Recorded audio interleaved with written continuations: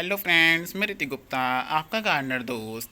देखिए, आज आपसे बात करूंगा कि अब गर्मियां चल रही हैं, बहुत तेज़ गर्मी हो रही है और मानसून भी हमारा आने वाला है, आ ही जाएगा अभी 10-15 दिन के अंदर।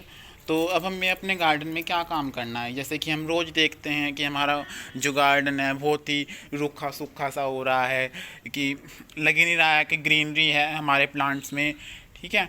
तो आप कई लोग क्या करते हैं कि सोचते हैं कि अब क्या करना है कि हम अपने प्लांट्स की लोकेशन चेंज कर देते हैं, क्या पता लोकेशन चेंज करने से हमारा प्लांट अच्छा चल जाए।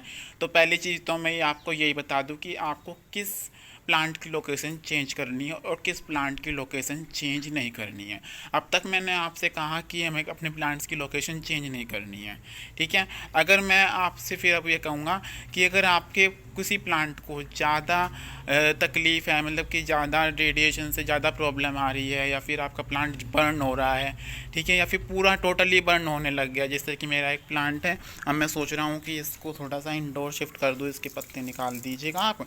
अगर आपका प्लांट भी ऐसा ही हो रहा है, बिल्कुल सूखा सूखा सा, तो आप क्या करेंगे, इसके पत्ते सारे निकाल देंगे और इसको थोड़ा सा कहाँ पे ब्राइट लाइट में आप शिफ्ट कर देंगे। ठीक है। आपको सारे प्लांट्स अपने नहीं रखने हैं इस तरह से, आपको सिर्फ वे प्लांट रखने हैं जो आपके ज़्यादा इफ़ेक्टिव हो रहे हैं धूप से। ठीक है। और जो आपके हाफ डजन में चल रहे हैं, जैसे कि मेरा ये देखिए सेंसिवेरिया का प्लांट है, या फिर ये स्वीट पोटैटो वाइन है, तो इनको मैं यही रखा रहने दूंगा। ठीक है। कुछ प्लांट्स हमारे ऐसे होते हैं जो बहुत ही सेंसिटिव होते हैं, तो जो बिल्कुल सेंसिटिव प्लांट हैं, सन रेडिएशन को बर्दाश्त ही नहीं कर सकते बिल्कुल भी। ठीक है। हालांकि जो कोलेस वगैरह हैं सन रेडिएशन को बर्दाश्त कर लेते हैं, लेकिन इस जो है कि धूप ज़्यादा तेज़ होती है तो ये ऐसा बर्दाश्त नहीं कर पाते, तो इसलिए हमारे प्लांट की देखिए जो लीव्स हैं वो बर्न हो रही हैं। अदरवाइज़ हमारा प्लांट में देखिए न्यू ग्रोथ भी मतलब कि जो है न्यू स्प्राउटिंग भी साथ साथ, न्यू पत्ते भी साथ साथ निकल रहे हैं।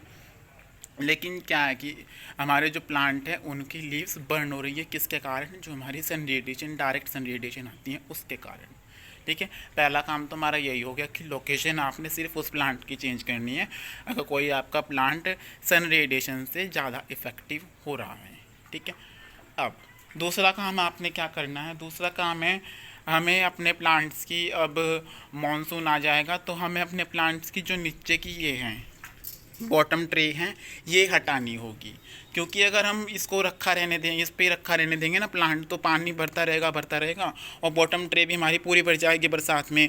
तो इसलिए आप मॉनसून जैसे ही आपको ये दिखाई दे कि बादल आ रहे हैं या फिर आज बारिश होने की संभावना है, तो आप क्या करेंगे, एक दिन की बारिश के बाद ही अपने प्लांट के नीचे की बॉटम ट्रे हटा देंगे। ठीक है। ये मैं इसलिए कह रहा हूँ क्योंकि मैं अगर एट ए टाइम बताऊँगा, अगर आपके यहाँ पे मानसून पहले आ गया तो फिर थोड़े प्रॉब्लम हो जाती है, फिर आप कहेंगे कि वीडियो बहुत लेट बताई है हमारे प्लांट को, तो ये हो गया वो हो गया, इसलिए मैं पहले बता रहा हूँ। ठीक है। अब तीसरी चीज़ क्या है कि जिस जिस प्लांट की आपको कटिंग लगानी है वो प्लांट आप पहले ही सोच लेंगे कि हमें इस प्लांट की कटिंग लगानी है। और कुछ प्लांट की जो कटिंग्स हैं मैं आपको बता दूंगा, जब अपना प्लांट्स को मैं लगाऊंगा, कटिंग्स लगाऊंगा, तो मैं आपको बता दूंगा कि कौन कौन से प्लांट की कटिंग आप बरसात में अब लगा सकते हैं। ठीक है। तीन चीज़ हो गई हमारी। अब जो चौथी चीज़ है वो है कि आपके जो प्लांट की जो मिट्टी है उसको हमने क्या करना है, बरसात शुरू होने से पहले हमें उसको स्टेरिलाइज करके रखना होगा, ताकि जो हमारे प्लांट हम जब बाद में लगाएं तो उनमें कोई भी बैक्टीरिया इन्फेक्शन ना हो। ठीक है।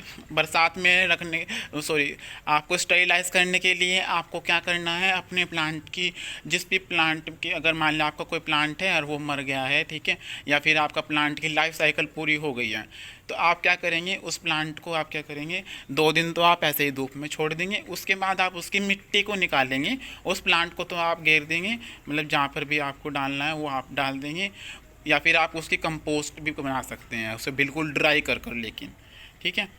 तो आपने क्या करना है, उसकी मिट्टी को आपने धूप में फैला देना है 2 दिन के लिए, क्योंकि अभी बहुत तेज़ धूप है, तो हमारी मिट्टी जो है 2-3 दिन में ही स्टेरिलाइज अच्छे से हो जाएगी। स्टेरिलाइजेशन का मतलब है कि वो माइक्रो ऑर्गेनिज्म फ्री हो जाएगी हमारी मिट्टी। अगर हम कोई नया प्लांट लगाएंगे तो उसमें कोई भी माइक्रो ऑर्गेनिज्म या फिर बैक्टीरिया इन्फेक्शन नहीं होगा हमारे प्लांट को।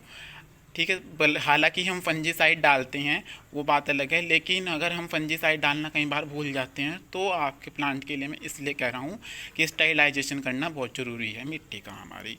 ठीक है। अब आप क्या करेंगे कि जब वो मिट्टी हमारी सूख जाए, अच्छे से स्टेरिलाइज हो जाए, आप देख लेंगे उसको, थोड़ी भूर भूरी सी हो जाए, ठीक है, थोड़ी बिल्कुल ड्राई हो जाए, तो आप क्या करेंगे उसको फिर अपने पोट्स में भर कर रख देंगे। चाहे आपको किसी सेरेमिक पोट में रखनी हो, चाहे आप किसी भी पोट में रखनी हो, आप उसको पोट में भर कर रख देंगे। उसके बाद जब बारिश आ जाएगी तो भी आप उस पोट को, उन पोट्स को ऐसे ही रखा रहने देंगे। ठीक है।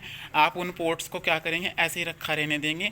सिर्फ जितने, फिर उसके बाद क्या होगा कि 2 दिन की बारिश हो गई आपकी, फिर आप उस मिट्टी में, अपनी जो मिट्टी है वो बिल्कुल वेल ड्रेन जो आपने बना रखी है, उस मिट्टी में फिर आप अपने प्लांट्स लगाएंगे।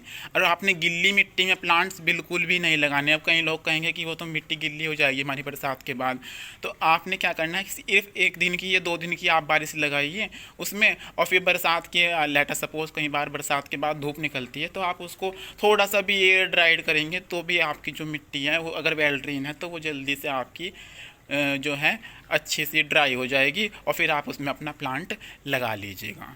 अदरवाइज़ अगर आप न्यू मिट्टी यूज़ करना चाहते हैं तो आप न्यू मिट्टी, अपनी न्यू सॉइल यूज़ कर सकते हैं, नई मिट्टी यूज़ कर सकते हैं, और उसको आप अपना ड्राई होने के लिए छोड़ दीजिए। जैसे है वो, उसमें फिर हम आके कि जो और प्लांट्स लगाएंगे, सितंबर वगैरह में हम विंटर गार्डनिंग करेंगे, उसके प्लांट्स लगा लेंगे। ठीक है। तो अब ये बात हो गई हमारी।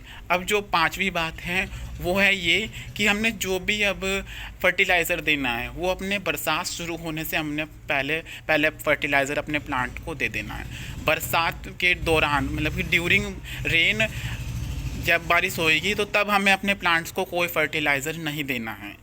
वो फर्टिलाइज़र हमें अपने प्लांट्स को इसलिए नहीं देना है क्योंकि जो रेन है, अब बारिश होएगी, बारिश क्या करेगी, जो मिट्टी है हमारे प्लांट्स की वो सारी धुल जाएगी, क्योंकि अगर हम कोई फर्टिलाइज़र भी देंगे तो सारा क्या होगा, नीचे से निकल जाएगा बॉटम से। ठीक है। जो ड्रेनेज होल्स हैं वहाँ से निकल जाएगा। तो इसलिए ड्यूरिंग रेन हमें अपने प्लांट को फर्टिलाइज़र देने से भी कोई फ़ायदा नहीं होगा। और दूसरी थिंग क्या है कि जो हमारा रेन है, जो बरसात है, वो खुद ही हमारा इट सेल्फ ही फर्टिलाइज़र का काम करती है। तो उस दौरान हमारे प्लांट को एनर्जी जो मिलेगी वो बरसात के पानी से मिलेगी। ठीक है। तो ये 5 चीज़ें हैं जो आपको याद रखनी है। और इसके अलावा आप मानसून वगैरह में जिन प्लांट्स की आपको रिपोर्टिंग वगैरह करनी है तो आप उनकी रिपोर्टिंग भी कर सकते हैं, और उन प्लांट्स को आप क्या करेंगे, अलग से रख लेंगे कि इस प्लांट की मुझे कटिंग लगानी है, इस प्लांट की मुझे रिपोर्टिंग करनी है। ऐसा आप कुछ अपना शेड्यूल अपने अकॉर्डिंग एडजस्ट कर सकते हैं। ठीक है। तो अगर आपको ये वीडियो अच्छी लगी हो तो इसको लाइक कर दीजिएगा और मेरे चैनल को सब्सक्राइब कर दीजिएगा, और ज़्यादा से ज़्यादा शेयर कीजिएगा ताकि मेरी वीडियो ज़्यादा से ज़्यादा लोगों तक पहुँच सके और मुझे मोटिवेशन मिले कि मैं आगे भी ऐसी वीडियो बनाता रहूँ। तो ओके फ्रेंड्स, बाय, कल मिलेंगे नए प्लांट के साथ।